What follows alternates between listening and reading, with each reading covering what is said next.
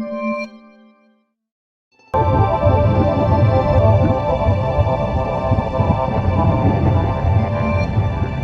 Diva Oficial.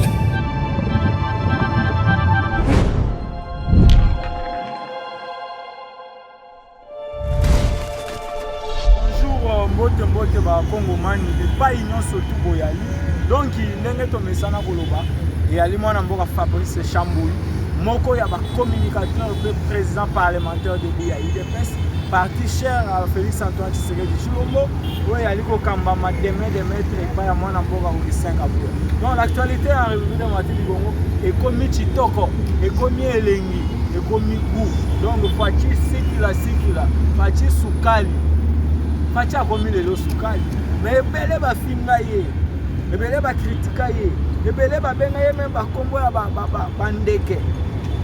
Miso ba benga ye o ayali placebo, o ayali soti marionnette, o Moteki Pizza. Mais nous félicitons ce Tshisekedi qui hier était Moteki Pizza, mais Lelo a commis dictateur.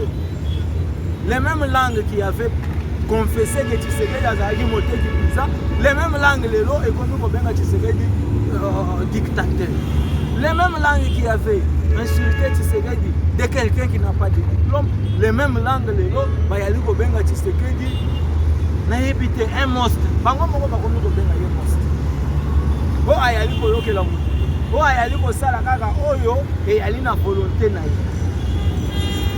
Ça c'est la honte. Honte à vous. Pour nalobaka na bino que vous n'aurez que vos yeux pour pleurer. Bokolela se bino moko na basi na bino na banana. Biso to yali nese. Parce que nous sommes en train de libérer la République. Makambo uti ko salema na cadre ya culte oyo ezalaki organisé na Washington. Na initiative du gouvernement américain. C'est une satisfaction. Parce qu'on comprend aujourd'hui que Tshisekedi devient l'enfant chéri à Washington. Tshisekedi a commis l'enfant chéri à Maison Blanche. Et il y a un ça. Mbutu palpite. Dans les chefs, il y a un ennemi à Congo. Les gens qui confessaient, les gens qui travaillaient à tout prix, les gens qui finançaient pour la mort de Tshisekedi. Biso toloba na bino que Tshisekedi ayali mukishi. C'est-à-dire muto akufa déjà kala. Mais mukishi babo bomaye le sous-souté, vous allez le tuer combien de fois? Combien de fois vous avez organisé attentat, coup d'état pour ne pas les toucher? Bref, lelo na Washington. Succès en succès. Tshisekedi est un invité d'honneur, il y a Donald Trump, il y a Maison Blanche, prière et salut. Donc, c'est un chrétien. Tshisekedi c'est un fils d'un père chrétien, d'une mère, maman Marthe, que nous saluons. Il pas Azali na limité, maman mémé, la mémé nationale, la grand-mère nationale, Topesi Omboto. Toi, tout dit tout échappe. Voilà, nous te saluons, la mémé, pour voter les Fachi béton. Tala na Washington, n'est n'ingani. Washington est n'ingani. Et Fachi a vu Maloba, après ce même passage biblique. Ça c'est un don de Dieu. Tshisekedi est un véritable libérateur. Le président parlementaire de Bougo, Yobisoto, au Sala Moussala, à Koloba. Tongo me dit pourquoi, sans tenir compte que oh non, il faut pas payer ça bisoboy, pas payer ça dé, ezala nzala, ezala kolia, ezala kolela, ezala esengo. Donc aller koloba est que c'est l'intérêt du pays que nous défendons. Au-delà il y a koloba que un parlementaire de bois aller ko défendre, il est mais c'est l'intérêt du pays. Tant que toloba kana bino que Tshisekedi azalaki libérateur, mais si bondimelaka ba parlementaire de Bouta boloba na biso ke to yali ba batu ya séance te to raisonnaka te ndenge bino bo qualifier comme qui dirait bino moko nde bozalaka na monopole ya savoir. Lelo Kagame ayali kole lelo même Museveni akomi na niveau ya koloba ete biso Kampala, biso Uganda, toyebi na biso lisolo ya M23 te, toyali ko soutenir na M23 te. Lelo Tshisekedi akomisi Kagame bavard, mutu ya biloba-loba. Ce qui n'était pas le cas sous l'ancien régime. Sous l'ancien régime, nous savons bien que M. Kanambe et M. Paul Kagame, qui étaient les chefs directs de Kanambe, c'était quelqu'un qui était taisé. Mutu Oyo Azalaki, à tout moment, Kokanga Munoko, Alingaya Lobani, parce qu'il avait le contrôle du Congo dans son entièreté. Pour comme ministre de Kinshasa, il faut pas nommer au Kigali. Pour comme colonel, général, chef d'état-major na Kinshasa, il fallait pas recommander au Kigali. Tshisekedi na Washington DC, na masolo oyo babengisaki ye na Donald Trump mpona bapriere wana abeteli solo. Bible eloba Tshisekedi alobi yango na Nouveau Testament. Heureux l'homme qui apporte la paix. Heureux l'homme ou les hommes qui apportent la paix. C'est-à-dire Tshisekedi a tondi sami na esengo, na bonheur. Bonheur ya biso ba imete, mais ya Nzambe o akela mokili. Malheur à celui qui apporte la haine, celui qui a de la haine, celui qui apporte la mort, la rébellion, la division, les massacres, les tueries. Malheureux soit cet homme-là. Malheureux soit M. Kanambe Kasembere alias Joseph Kabila. Malheureux soit M. Paulu Kagame. Malheureux soit M. Corbeil Nanga. Malheureux soit M. Théo Binamungu, Sultani Makenga, et ainsi de suite. Les lots, et il y a eu sous ce qu'elle est. Mais c'est Trump a s'est glorifié. La coopération, l'effort ya Tshisekedi pour pacifier la République. Pour la population congolaise n'a pas atrocité il y a plus de 15 ans. Non. Les lignes ont bougé. Les lots, Corbeil Nanga, Yemoko a commis un niveau, il a déclaré la fin de la guerre. Mais il faut qu'on comprendre. Tous a la capacité de analyser Bamakamou.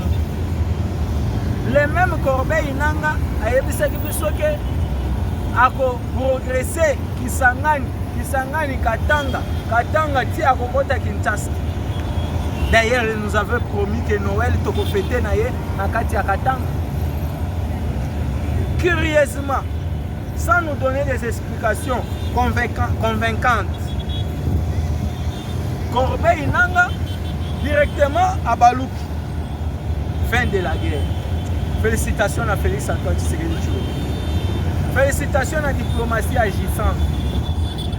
Félicitations à Bayenyo, surtout Basali, Moussala, dans le noir. Mais le travail ayant donné des fruits escomptés, autre yali ko sepela nango lelo. Félicitations à Maman Thérèse Kayikwamba Wagner. Ata koto yali na numéro na yote. Ata koto yebi bipai wapi tokomone la yote. Mais le travail que vous avez fait, c'est la République qui en est reconnaissante. Les lots, actualité ya monde ningani par rapport à Washington approuvé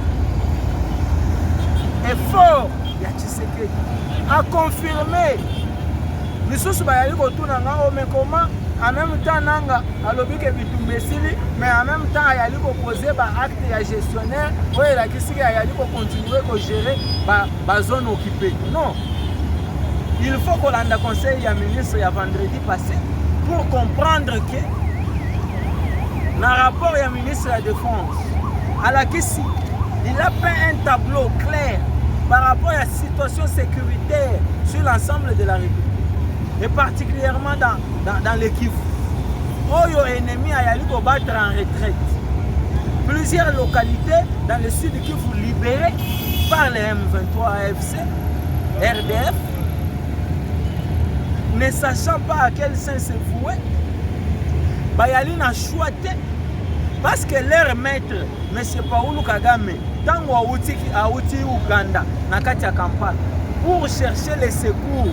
Il y a son homologue sanguinaire, dictateur Museveni. Museveni a lavé ma boue. Parce que devant la pression américaine, Museveni, qui est déjà moribond, qui est déjà mourant, Ayali déjà, bientôt il sait qu'il va tirer révérence à Kokou Fanaye. Ayali n'a choisi. Museveni a lâché Paul Kagame. Et il y a ici un Oyo Yali de peur que la répercussion est na kati ya Uganda. Donc, il sont peuple congolais. Et c'est notre yali na yango na yebite. Nous sommes plus que contents. Malheur na ba oba yali ko luka dialogue pona ko sangisa batu oyo babomi ba Congomani. On peut dialoguer avec ceux qui n'ont pas touché aux armes. Ce n'est pas pour autant que vous avez tué 3500 Congolais lors il y a incursion dans la ville de Goma que vous devenez important. Ce n'est pas pour autant que le Kolo Boma qui plus de 2000 Congolais dans Mukolo Bukavu et Koyaki na maboko ya AFC M23 RDF qu'on devient important. Malheur na ba faux pasteur. Malheur na ba politicien en Soudan. Ndenge mokonzi ya mboka alobaki. Heureux soit l'homme qui travaille pour la paix, qui procure la paix, qui fait les efforts pour la paix. Malheureux soit l'homme qui travaille pour la désunion, pour la tuerie, pour les massacres. Malheureux soit les hommes en Soudan. Parce que tout le monde a dit les hommes en Soudan. Tu n'as pas invité na kati ya Washington. Les hommes en Soudan, il faut à tout prix comment financer na bango o bayali na Kigali. Entre autres Kabila, Kanambe Kasemberere, na Corbeil, Nanga, bakende ba participer na dialogue. Ça fait trop mal. Et si vous croyez que les dialogues inclusifs c'est pour l'intérêt du peuple congolais, c'est faux. Et Yali Lokuta. Ambongo ne peut jamais chercher un dialogue pour l'intérêt du peuple congolais. Chole non plus, Fulgence Mouteba non plus. Comme preuve, banda gratuité et enseignement et banda. Ces politiciens en Soudan. Ces égoïstes, batikala ba ennemi à pouvoir en place. Kende na ba école ya ba égoïste o to bengi ba politiciens en Soudan, o tout na ba prix ya ba minerval ya ban. Et vous allez vous rassurer que ces gens ne peuvent jamais œuvrer pour l'intérêt du peuple congolais. En aucun jour. Il n'y a que les esprits faibles qui peuvent être influencés négativement. Et ceux qui baillent na batu oyo ba esprit efanda elenda lokola ba biso oyo donc morale nyonso chole ya komemela ngai na ko neutraliser. Morale nyonso tout ya mabe ya mbongo ko memela ngai na ko neutraliser. Et je lui demanderai même qu'il a de l'argent qu'il vole na bana oyo ya ba école catholique ba minerval très cher. Akende kozwa mbongo wana akende na ministère ya intérieur afongo la partie politique. Et là on va commencer à bien livrer la bataille en tant que politicien. Et non, vous êtes politique, mais vous vous habillez en religieux. On a tout côté. To saluer bravo ya mokonzambo. Ndenge pe Donald Trump a salué yango na kati ya Washington. Et là, c'est la République qui gagne. Parce que la République a été détruite pendant plus de 18 ans. Les minerais de la République avaient été bradés depuis plus de 18 ans. Les Indo-Pakistanais, les Chinois, en retour, en contrepartie, ils n'avaient rien. Un contrat qui avait été signé il y a 9 milliards de dollars sur les minerais congolais. Et dont la contrepartie devait être les infrastructures. Mais après l'évaluation, na moment où tu as un message la ligne, donc le président topé mokonzi ya inspection générale quelque chose comme ça, c'est quoi encore? l'IGF, voilà. Inspection, c'est ça non? L'IGF, inspection générale de la finance. La révélation est ça, sur les 9 milliards de dollars, il y a investissement, il y a 6 communes, seuls 800 millions de dollars ont été alloués dans l'infrastructure sur l'ensemble de la République. Et c'est la République qui avait été perdante. La République est perdante. Et les lots, nous avons un félin Tshisekedi, un fils à Sphinx. Moi, il y a tata oyo akola na idéologie politique. Akoli Tshisekedi Félix au sein de la politique, dans l'ambiance politique, au rythme politique et dans les bains de la politique. Mais c'est quand même Kazembere, enfant d'un père pécheur. Molobi Vambisi Nakati Tanzanie, camarade ya musée. Et par miracle, l'enfant d'un pécheur se retrouve dans la maison d'un musée, l'ami de son père, et par magie, il devient subitement chef de l'État. Et comme l'homme ne peut donner que ce qu'il a, voilà pourquoi vocation Oyo Tata ya Kazembere Kanambe Joseph après ça qui c'était la pêche et l'élevage. Et si Kabila était intelligent depuis que Tshisekedi est au pouvoir, ce qui a joué un milliard à détourner. S'il avait investi ça dans la pêche et l'élevage, mais le peuple congolais tolinga tobo sanayete. Mais Tshisekedi fils, Oyo batike la c'est politique. Rien que la politique. Et voilà pourquoi, contre vents et marées, Tshisekedi a libéré Mboka Mobimba sous les jungles du Rwanda, sous la domination, sous l'hégémonie à Rwanda. Tshisekedi Yemoko et personne ne pouvait croire. Moïse Katumbi, Ndoki ya Congo, accueilli plus loin pour déclarer que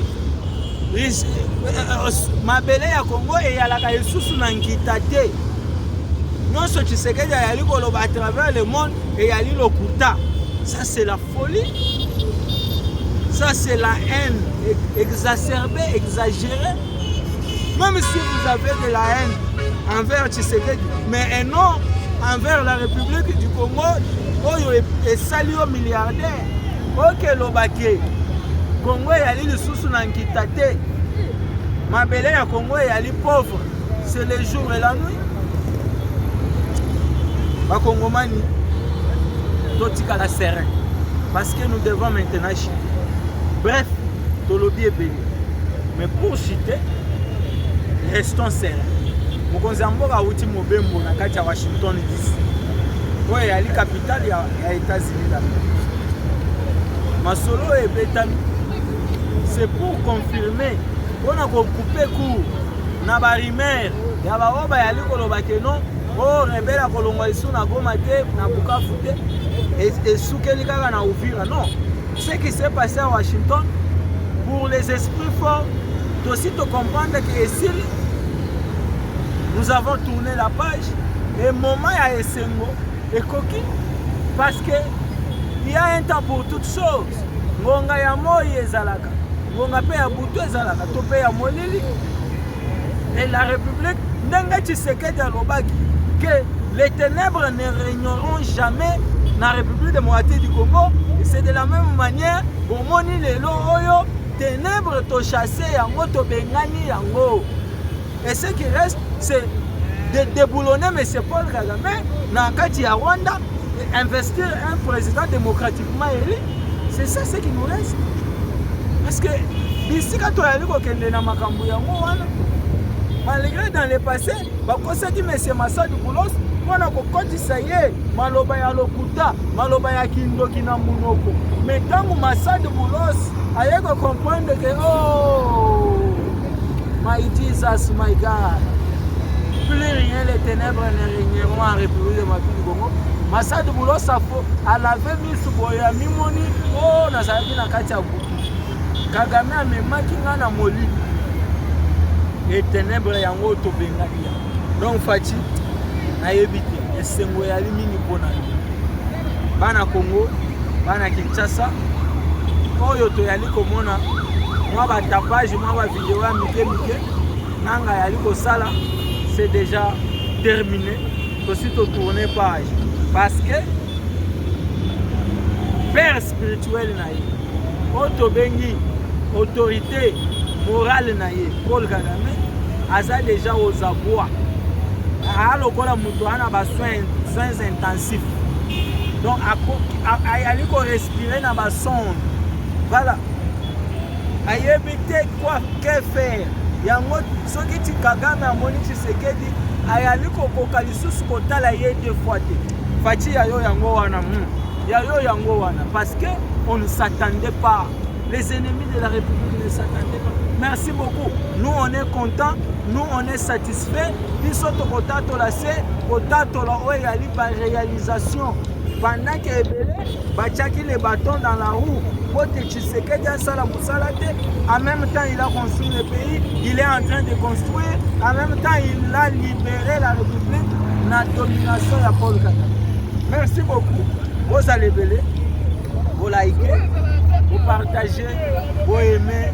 Le numéro c'est le 40 35 451. Donc il faut partager massivement chaîne Nabiso avec maman Ange Kachile. Ouais, il faut ça la fierté à maman Nabiso dans le monde médiatique. Merci beaucoup.